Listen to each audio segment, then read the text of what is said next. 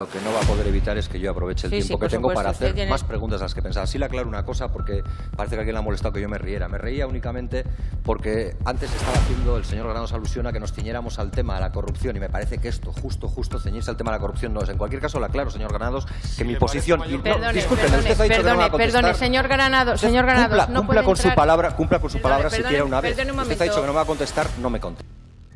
Lo que ha pasado hoy en el Congreso es historia pura. Un corrupto del PP ha intentado hacerse la víctima y ha acabado siendo devorado en directo. Francisco Granados es consejero madrileño imputado por cohecho, blanqueo de capitales y organización criminal. Se sentó frente a la comisión con aires de mártir, de víctima política, y en menos de 5 minutos fue reducido a polvo por un Óscar Matute absolutamente desatado. El diputado de Bildu no solo lo desnudó política y moralmente, sino que lo dejó sin argumentos, sin escapatoria, sin excusas. Granados, el mismo que decía en televisión que había que expulsar a los corruptos del país, ha tenido que escuchar cómo se le recordaban sus millones en Suiza, sus chanchullos con Marjaliza y sus anotaciones que apuntaban directamente a la financiación ilegal del Partido Popular. Intentó escudarse en ETA, en el dolor ajeno, para no responder, pero Matute le devolvió el golpe con una verdad demoledora. Jamás he aplaudido la violencia, pero usted se llenó los bolsillos mientras hablaba de ética. Prepárate para ver cómo se rompe una máscara en 1000 pedazos.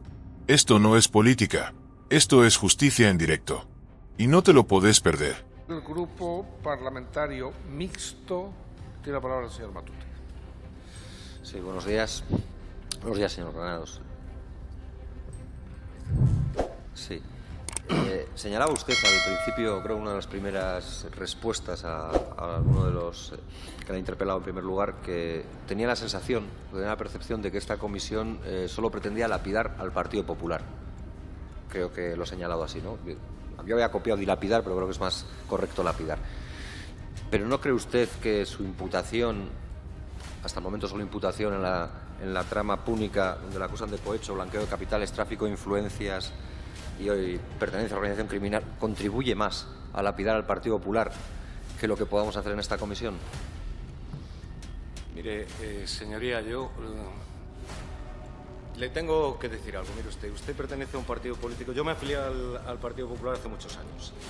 Decidí dedicarme a la política de manera profesional el día que asistí a una manifestación en el País Vasco en la que, cuando estábamos allí, asesinaron a un compañero mío de partido. Y desde ese momento decidí, le asesinaron a sangre fría. Lo voy a decir ahora. Y desde ese momento decidí dedicarme a la política. Yo, señoría, dado que usted... Por favor, les pido que no entren ustedes en diálogo. Gracias, señora presidenta. Yo, señoría, con todo el respeto a la Cámara y al sitio en el que me encuentro, que siempre he respetado mucho, mientras usted no le pida a sus compañeros de militancia ideológica el que ayuden a aclarar los 300 muertos en acto terrorista que todavía no están aclarados, y mientras ustedes nos pidan perdón por las casi 1000 víctimas que han causado a la sociedad española, yo, sintiéndolo mucho, no le voy a contestar a ninguna pregunta, porque esto es el mundo al revés. Lo que no va a poder evitar, las escopetas. Sí. Entonces, me parece perfecto. Señor Granados, este tipo de cuestiones sobre imputaciones, yo... Bien, ha como terminado. no soy como ustedes, yo voy a ir a dar la cara al juzgado siempre que sea necesario. Sí. Intentaré defender mi inocencia en todos los foros que sean necesarios. Pero, desde luego, yo a ustedes, evidentemente, no les voy a hacer el caldo gordo, no puedo. Sí. Tendría que volver a nacer. Así que, si me disculpa, señoría, yo lo siento mucho, porque no tengo nada personal en contra de usted, pero por lo que representa, no. Nada más, porque no le conocía. He tenido que preguntar al presidente de qué partido era. Pero, en cualquier caso, por respeto a mí mismo y por respeto a las casi 1000 víctimas y a sus familias, lo siento, pero no le voy a contestar. Vale, absolutamente nada. Lo que no va a poder evitar es que yo aproveche el tiempo que tengo para hacer más preguntas a las que pensaba. Sí le aclaro una cosa, porque parece que a alguien le ha molestado que yo me riera. Me reía únicamente porque antes estaba haciendo el señor Granados alusión a que nos ciñéramos al tema de la corrupción, y me parece que esto, justo ceñirse al tema de la corrupción no es. En cualquier caso, le aclaro, señor Granados, que mi posición... Discúlpeme, usted ha dicho que no me va a contestar. Perdone, señor Granados, cumpla con su palabra siquiera una vez. Un usted ha dicho que no me va a contestar, no me conteste. Le voy a aclarar una cuestión también, para que le quede claro a usted y a quien quiera escuchar esto. Mi posición con respecto a la violencia, también a la violencia de ETA, ha sido siempre nítida y de rechazo. Luego, no tengo que pedir perdón a nadie, porque jamás he participado de ninguna de ninguna cuestión que jaleara o aplaudiera la violencia contra nadie. Otra cosa es que usted pueda decir lo mismo, porque lo voy a personalizar en usted para que nadie más se me dé por olvido. Yo sí me voy a centrar en el tema. Usted señalaba que tenemos redactadas las conclusiones y lo decía que se basa en su opinión que en cualquier caso tendrá que convenir que está un poco puesta en entredicho también, porque usted, aparte de todos esos cargos públicos y políticos que le han señalado y que usted ha ratificado, también ha sido un asiduo de los medios de comunicación, incluso tertuliano. Y ha llegado a decir cosas como la siguiente, en el 2013, que el 99% del Partido Popular son tan honrados como yo. Ahí queda, para la hemeroteca. Luego ya, cuando el juicio determine, veremos en qué lugar deja esto a cada cual. Pero ha llegado a decir más cosas. Ha llegado a decir en el Cascabel, donde era asiduo, creo que hasta con carácter, digamos, de tertuliano, en 13TV, que hay que sacar del país a los sinvergüenzas corruptos. Pero lo decía en tercera persona del singular o del plural. No era inclusivo, no era la primera del plural, que quizás hubiera sido más adecuada, parece. Pero usted ha señalado también hoy que Marjaliza ha mentido de la A a la Z. Y cuando entiendo, y si no entiendo mal el castellano, que creo que no es el caso, se dice esto, se quiere decir que alguien ha mentido desde el principio hasta el final. Pero entiendo que usted dice que Marjaliza ha mentido desde el principio hasta el final, desde el momento en que Marjaliza decide colaborar con la justicia y empieza a aportar información que hasta esa fecha no había hecho. Porque antes de eso, durante muchos años, podríamos decir décadas, Marjaliza y usted se caracterizaban por tener una férrea, estrecha amistad.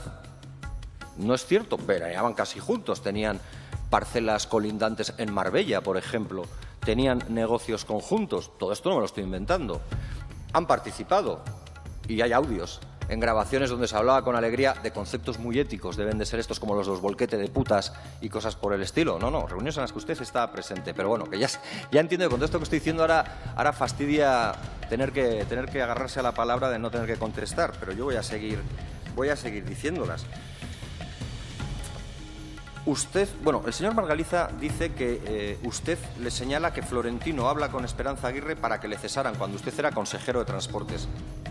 Y que esto lo hace porque usted ha decidido dar espacio en las licitaciones de contratos públicos a empresas medianas y, por tanto, romper una especie de monopolio o de control que podían tener las grandes empresas como OHL, con la que usted ha tenido una estrecha relación, por lo menos con el yerno del presidente de OHL, o con ACS, que es la empresa de Florentino. Si uno comprueba los datos de licitación mientras el tiempo que usted estuvo de consejero de Transportes, se encuentra con ACBI, que aparece en los papeles de Bárcenas, se encuentra con San José, Teconsa y Vegar, que son empresas medianas y que podrían justificar la veracidad del argumento o de la frase que Marjaliza le atribuye a usted y que motiva ese supuesto cese para luego pasar al lugar en el que pasa. Ya le han comentado lo de el ansia pirómana que le entró un día y a poder ser que hubiera niebla, o sea que yo tampoco voy a perder mucho más tiempo. Le han comentado también si es cierto que usted se repartió 3,6 millones de euros con López Madrid y con Marjaliza, lo que se viene a decir también en castellano, creo, ¿no? A pachas, o sea, a partes iguales, a 1.200.000 euros cada uno. ¿Usted recuerda haber licitado con ACS? Porque esto creo que no es delictivo, en principio. ¿Usted recuerda haber licitado con ACS, además de con las empresas con las que se puede constatar que licitó? Usted dijo en su momento que los famosos 960.000 euros del altillo de su suegro no tenían nada que ver con usted. Sin embargo, posteriormente usted los asume como propios. Y hay una cosa que me llama poderosamente la atención. En el ejercicio de su función pública usted ha ido dando lecciones de honestidad, de coherencia, de ética. Hoy incluso me ha intentado dar a mí alguna también sobre lo que tiene que ser los valores democráticos. Y sin embargo usted decidió llevarse el dinerito caliente para Suiza casi al momento de empezar a ser consejero de la Comunidad de Madrid. ¿Esto es compatible con el decoro, con la coherencia y con la ética que usted proclama y que exige a los demás? Pero tiene más cuestiones. Usted se acordará, yo casi me acuerdo ya también, y no sé si sería capaz de reconocerla, pero usted seguro que sí, a la famosa marca Moleskine y las agendas, porque le ha traído más de un disgusto. Cuando usted señala, vamos haciendo uso de un manejo del idioma mayor que del castellano, porque hace anotaciones en inglés y cosas por el estilo, cuando usted señala que hay 14 empresarios que aportan dinero al Partido Popular, ¿no cree usted que se rompe el argumento de la supuesta, de la no o de la inexistente financiación irregular con el Partido Popular? Usted ha dicho también hoy aquí que no se arrepiente, porque de lo único que no se arrepiente, de lo que menos se arrepentiría es de haber sido alcalde de Valdemoro. Usted es consciente de que le imputan que durante su mandato usted se llevaba entre 3.000 y 6.000 euros de cada vivienda que se construía en Valdemoro en época de expansión inmobiliaria y del boom inmobiliario. Si esa es la herencia que dejó a los ciudadanos y ciudadanas de Valdemoro, usted probablemente no se arrepienta, pero ellos muy mucho de haberle tenido siquiera un día como alcalde. Dicen de usted, o se les imputa también, que se llevaba entre un 10 y un 20% del negocio de adjudicación de suelo, que era la parte previa a la de la construcción de la vivienda. Igual conoce, porque esto es una noticia muy reciente, que la agencia tributaria ha decidido poner un nuevo perito a investigar su patrimonio y el de Marjaliza, porque su patrimonio, al menos el detectado, no es demasiado relevante, es cierto, 1,67 millones de euros en cuentas en Suiza, donde usted firmaba papeles en blanco, porque por lo visto en Suiza, y eso son palabras textuales suyas, que firmaba papeles en blanco porque por lo visto los bancos en Suiza pues no te presentaban los papeles cumplimentados y eran luego cuando los cumplimentaban. Usted, aparte de esto, señalaba que en este largo periodo vital bastante complicado que le ha tocado vivir en los últimos años, había descubierto lo que eran los compañeros de partido y los amigos y compañeros de partido. Y señalaba con cierto pesar o desánimo la decepción que le había generado un ministro actual del Partido Popular. Estaría bien que nos dijera a quién se refería. Pero como le decía, en el análisis patrimonial que están practicándole, teme que le encuentren alguna cuenta más patriótica en Mónaco, en la isla Mauricio o en Singapur. Termino ya con una cuestión. Si no existe financiación irregular del Partido Popular, como usted sostiene, y no existiera financiación propia o enriquecimiento propio, en su caso, ¿cómo explica la anotación en la agenda Moleskine que dice dinero para el partido? Muchas gracias, señor Matute. Tiene ahora